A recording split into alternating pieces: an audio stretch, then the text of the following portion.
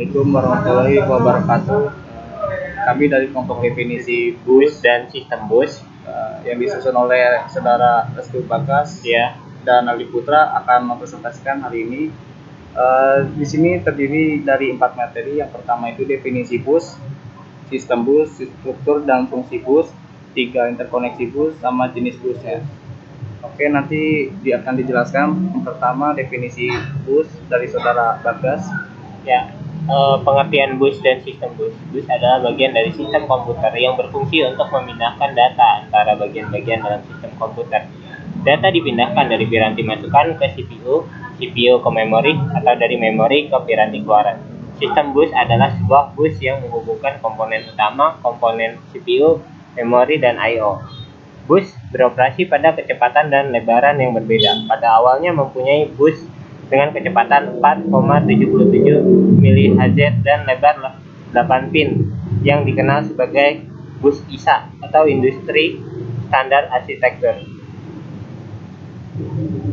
Oke, karakteristik dari busnya itu pertama jumlah instruksi menentukan banyak perangkat independen yang dilakukan oleh I/O. Ukuran bus data eksternal itu berakibat pada kecepatannya dari operasional I/O. Terus yang ketiga itu ukuran bus alamat menentukan banyak yang ditunjuk oleh board ekspansi. Kecepatannya itu maksimum yang dapat diakomodasi bus berakibat pada kinerjanya. Struktur sistem bus. Sebuah bus sistem terdiri dari 50 hingga 100 saluran yang terpisah. Masing-masing saluran ditandai dengan arti dan fungsi khusus. Saluran bus dapat diklasifikasikan menjadi 3 kelompok, yaitu saluran data atau data bus, saluran alamat atau address bus, dan saluran kontrol atau control bus. Yang pertama itu bus data. Bus data itu adalah lintasannya bagi perpindahan data antar modul. Jumlah saluran terkait dengan panjang wordnya. Tujuannya itu agar mentransfer bus data dalam sekali waktu. Terus jumlah salurannya bisa dikatakan lebar dengan satuan bit, misalnya lebar bus 16 bit.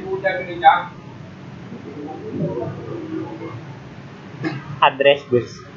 Bus alamat digunakan untuk menandakan sumber atau tujuan data pada bus data. Contoh, mengakses port I/O, maka port I/O harus memiliki alamat hardware. I/O itu input output.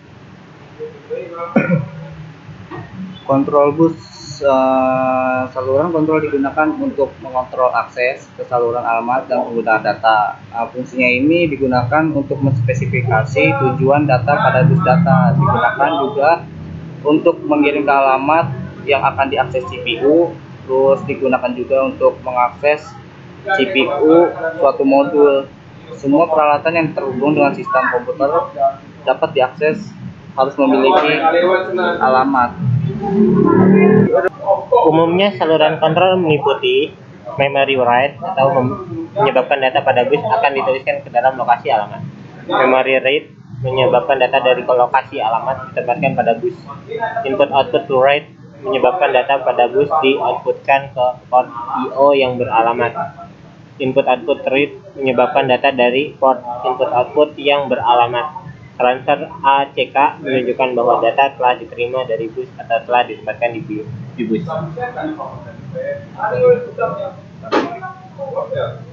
Sistem bus ini punya komponennya, ada CPU, memori, sama perangkat I/O.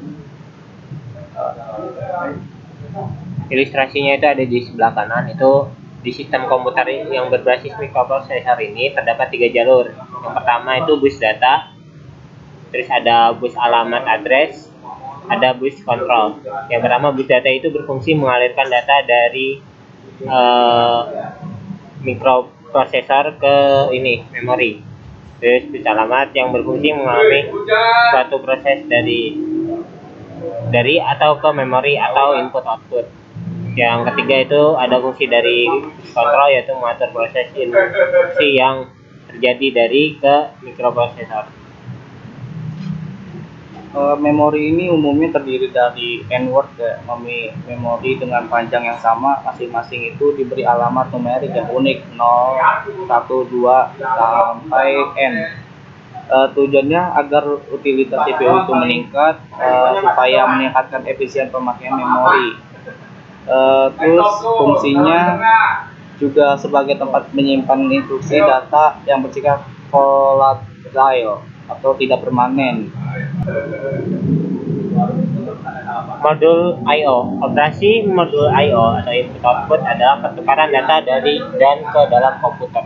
Fungsinya adalah untuk mengontrol lebih dari sebuah perangkat peripheral.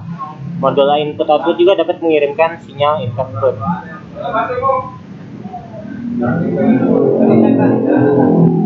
CPU itu atau yang disingkat dengan Central Process Unit itu adalah perangkat keras komputer yang memiliki tugas untuk menerima dan melaksanakan perintah dan data dari perangkat lunak.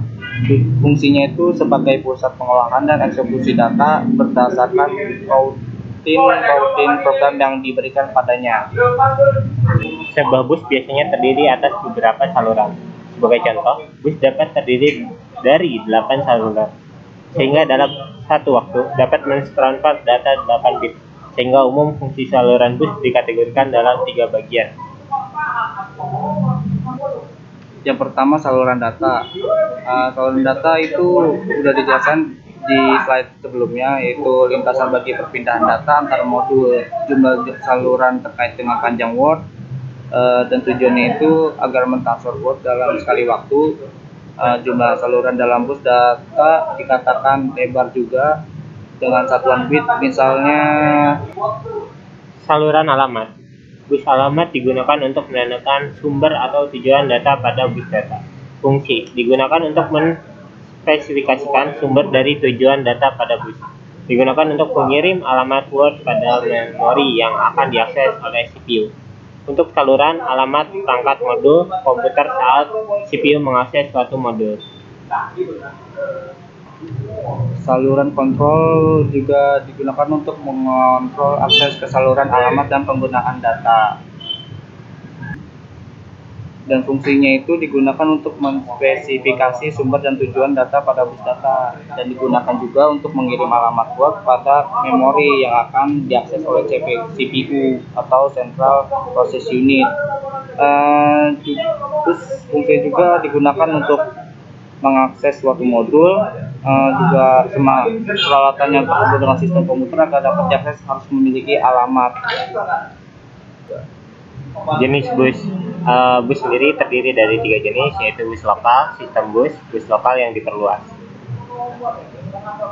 Bus lokal. Bus yang paling sederhana terdiri atas kawat atau kabel, atau jika ia diproduksi sebagai bagian dari papan sirkuit, karena ia merupakan bagian dari peralatan yang menggunakan dan mengontrolnya. Dalam CPU, bus lokal umumnya terbagi menjadi 3 jenis, yaitu bus alamat bus data, atau bus kontrol. Address bus cenderung dikhususkan untuk satu tujuan yang bisa bersifat unidireksional. Bus data cenderung bersifat umum dalam penggunaannya dan bersifat bidireksional. Kontrol bus membawa signal dari unit kontrol ke komponen lain dari komputer dan kembali ke unit kontrol.